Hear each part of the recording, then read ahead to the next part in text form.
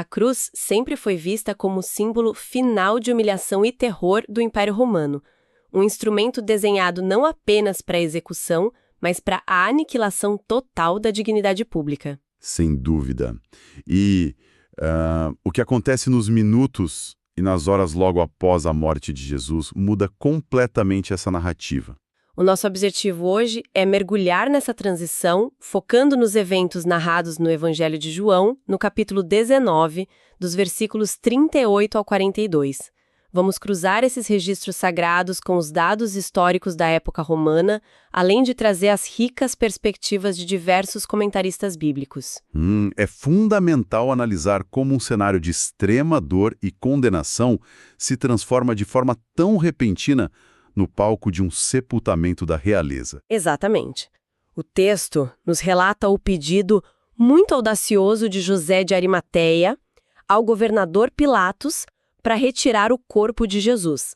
E também a chegada de Nicodemos com uma quantidade impressionante de especiarias aromáticas. Tudo feito às pressas, num túmulo novo, dentro de um jardim, devido ao início do dia da preparação.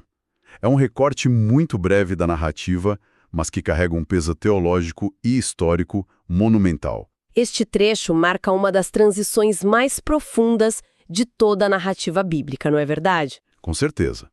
O que a análise desses versículos revela é como a suprema humilhação imposta pelos homens começa a dar lugar ao cuidado e à honra providenciados por Deus.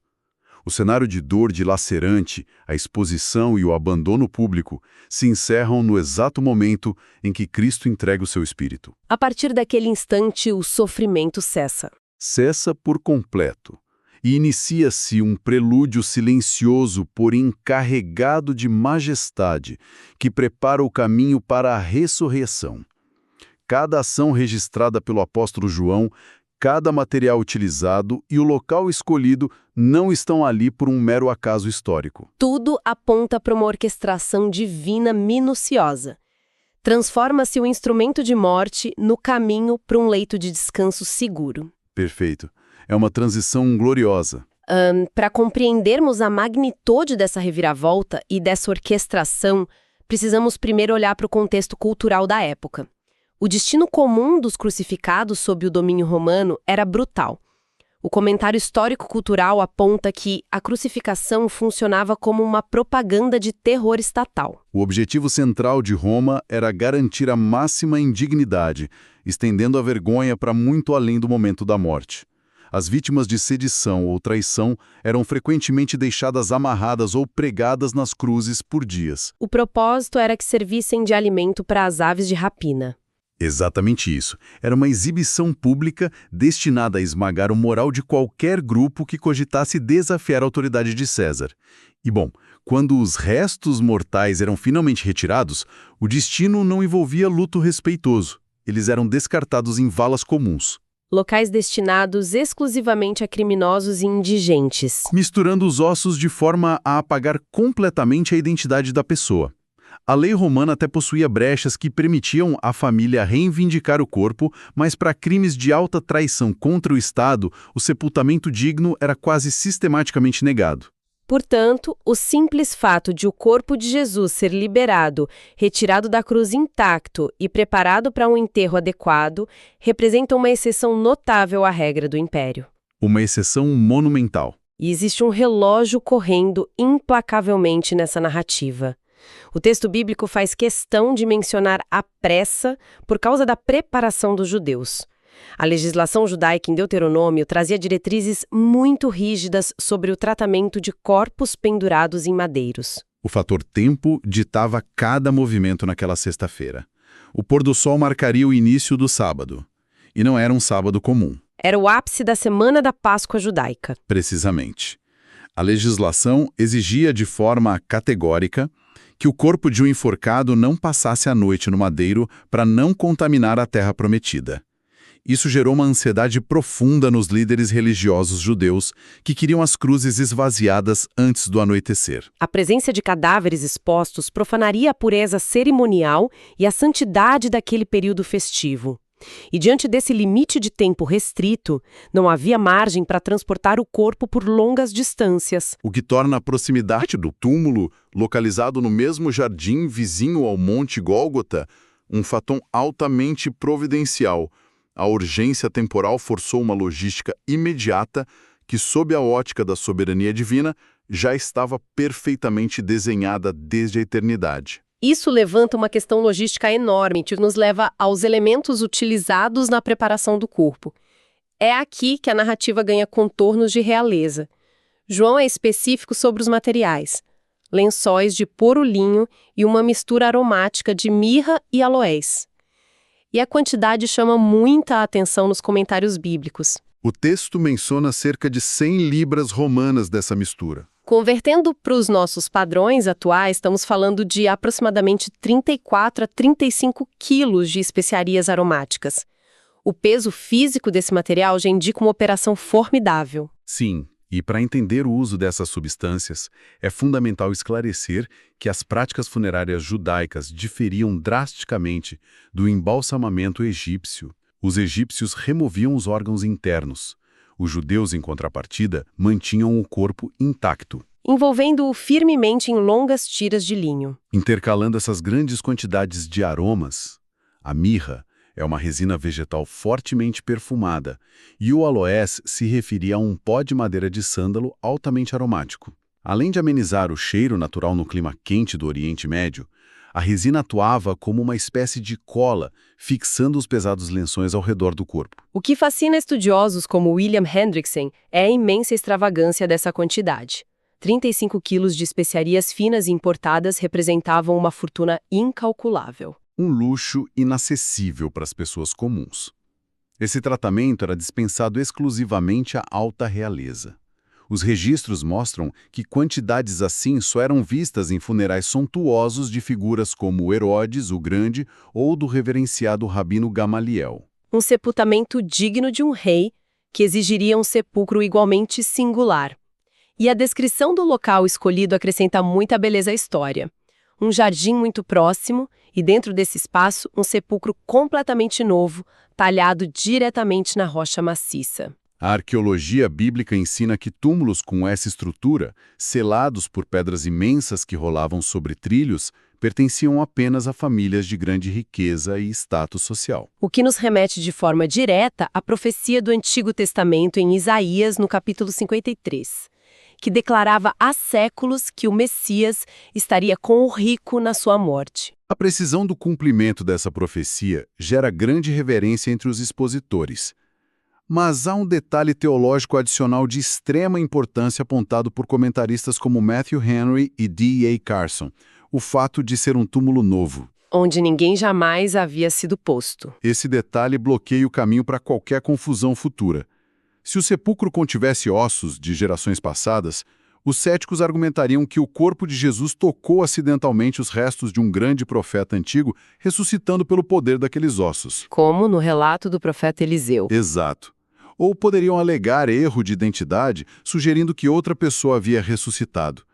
O túmulo escavado na rocha, intocado e novo, solucionou perfeitamente esses dilemas teológicos e logísticos. E também tem a perspectiva do ritual judaico. Enterrar um homem recém-executado pelo Estado num túmulo familiar onde patriarcas já repousavam seria uma ofensa gravíssima. Uma contaminação da memória dos justos. O sepulcro virgem elimina qualquer ofensa ritualística. Com todo esse cenário profético montado, o foco se volta para os protagonistas desta missão, José de Arimateia e Nicodemos. Consultando as análises, a atitude deles se torna ainda mais surpreendente. Ambos eram membros influentes do Sinédrio, o Conselho Supremo dos Judeus, homens de imenso prestígio social, poder e grande riqueza. Para capturar a real dimensão das ações desses dois líderes, o resgate do histórico deles, delineado por expositores como Warren Wiersbe e John MacArthur, é essencial. Nicodemos é o mestre de Israel, que lá no capítulo 3 de João, procurou Jesus escondido sob o manto da noite. Ele buscava respostas espirituais, mas temia ser visto publicamente como um mestre itinerante controverso. E José de Arimateia possui um perfil semelhante. O texto descreve explicitamente como um discípulo oculto. Nutria uma fé genuína, mas mantinha o segredo devido ao receio paralisante da retaliação das autoridades. Autoridades que já haviam ameaçado expulsar da sinagoga qualquer um que confessasse Jesus como Messias. Há um contraste fascinante estabelecido aí. Monumental. Os discípulos mais próximos que caminharam publicamente durante 3 anos e que haviam jurado lealdade, fugiram e se dispersaram quando a sombra da cruz se ergueu. Enquanto isso, os discípulos secretos saíram das sombras com uma coragem inaudita, justamente no momento de maior perigo político. O peso dessa coragem não pode ser subestimado. Ao analisar o contexto político, fica claro que eles assumiram um risco extremo, que poderia custar tudo o que possuíam. O perigo envolto nessa decisão é explorado em grande profundidade por João Calvino e D.A. Carson. Solicitar o corpo a Pilatos não era um mero trâmite burocrático. Era colocar o próprio pescoço sob a espada romana. Poderia ser facilmente interpretado como uma declaração de simpatia pela suposta rebelião de Jesus. Pilatos tinha autoridade para mandar prender e executar José ali mesmo. Mas além do imenso risco físico, havia o custo social e religioso. Tocar em um cadáver os tornaria cerimonialmente impuros por 7 dias, de acordo com os rígidos padrões da lei levítica. Uma impureza que os impediria totalmente de participar da celebração da Páscoa judaica, que começaria no pôr do sol. O significado teológico dessa escolha é formidável. Ao aceitarem a impureza cerimonial, eles abriram mão de celebrar o ritual das sombras, para abraçar e honrar com as próprias mãos a realidade daquele símbolo. O verdadeiro Cordeiro de Deus. A perfeição com que cada detalhe se encaixa evidencia a ação da providência divina, operando de forma majestosa. Onde parecia haver apenas derrota, o texto revela o controle soberano e absoluto de Deus. Comentaristas como Hernandes Dias Lopes e o clássico Matthew Henry abordam essa providência de forma reconfortante. No instante de maior fraqueza aparente de Cristo, Deus providenciou agentes no alto escalão da sociedade para garantir que o corpo de seu filho não sofresse profanação adicional. Os soldados romanos e as autoridades judaicas não tinham mais nenhuma jurisdição ou poder sobre o corpo do Salvador. A humilhação cessa definitivamente no último suspiro na cruz. O estado de exaltação tem o seu prelúdio ali mesmo, na sexta-feira, através do cuidado afetuoso e luxuoso dessas testemunhas ocultas. A realeza de Cristo passa a ser atestada pelas ricas especiarias e pelo túmulo inviolável. A beleza dessas constatações ganha ainda mais força quando nos voltamos para as implicações práticas destes eventos. O relato confronta e ilumina a experiência humana de forma muito direta. Um dos pontos mais centrais destacados nas análises é o poder da transformação pela graça. A observação do comentarista João Calvino sobre este aspecto é magistral. Ele aponta para o poder vivificante da morte de Cristo. Sociologicamente, o normal seria que a crucificação gerasse pânico absoluto e dispersão. O que de fato aconteceu com muitos. Contudo, a cruz operou um milagre interior transformador naqueles homens da alta cúpula judaica. Transformou indivíduos que antes se comportavam como canas quebradas, dominados pelo medo da opinião pública, em colunas de coragem inabalável. A verdadeira devoção e a fé autêntica frequentemente se manifestam e ganham força nas horas mais sombrias, impopulares e perigosas. O exemplo de José de Arimateia e Nicodemos permanece como um encorajamento poderoso para a vivência de uma convicção firme. Sem dúvida. A contemplação da cruz inspirou ousadia naqueles que tinham tudo a perder no mundo antigo.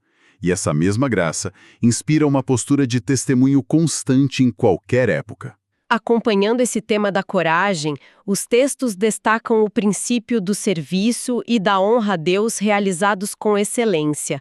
A prontidão de Nicodemos em adquirir 35 quilos de raras especiarias, unida à disposição de José em ceder seu próprio patrimônio, demonstram uma entrega total dos recursos disponíveis. Matthew Henry traz uma aplicação muito equilibrada sobre isso. A narrativa evidencia que o serviço a Deus é feito através do emprego diligente dos recursos, talentos e posições de influência que cada um possui em seu respectivo contexto. José usou seu capital político para audição com Pilatos e Nicodemos utilizou seu poder econômico para providenciar os aromas. Eles ofereceram o seu melhor, mobilizando o que estava ao alcance das mãos. E a tradição elabora que a honra meticulosa prestada ao corpo de Cristo serve como um padrão de reverência sobre como tratar a dignidade do corpo humano, aguardando a gloriosa ressurreição. O cuidado respeitoso no sepultamento é interpretado como uma profunda declaração de esperança espiritual, de que a morte não pode destruir o que foi semeado na fé. Todo esse cuidado se desenrola num cenário cuja simbologia é riquíssima. O texto bíblico frisa geograficamente que no exato lugar da crucificação havia um jardim. A meditação sobre o jardim traz reflexões muito clarificadoras sobre a nossa compreensão da mortalidade. A conclusão que grandes expositores clássicos tiram dessa localização geográfica é de uma sensibilidade muito bela. O jardim é o símbolo do cultivo, do florescimento de frutos, da vida. E encontrar um sepulcro cavado na rocha bem no meio de um jardim atua como um lembrete realista de que a realidade inescapável da mortalidade está sempre presente, mesmo em meio às belezas da existência. A fragilidade da vida humana espreita entre as flores. Contudo, há uma reversão triunfal no relato. O fato do Senhor Jesus ter sido sepultado naquele ambiente alterou o significado de todo o túmulo. Ele adentrou a prisão da morte para destruir as suas grades por dentro. A consequência é que para todos os que creem na mensagem da cruz, o sepulcro perde a sua identidade de ser uma cova de desespero absoluto. Transformou-se temporariamente em um leito de descanso seguro, aguardando o chamado ressoante da ressurreição. É o tipo de constatação profunda que realmente eleva o espírito ao analisar de perto as riquezas contidas nas Escrituras.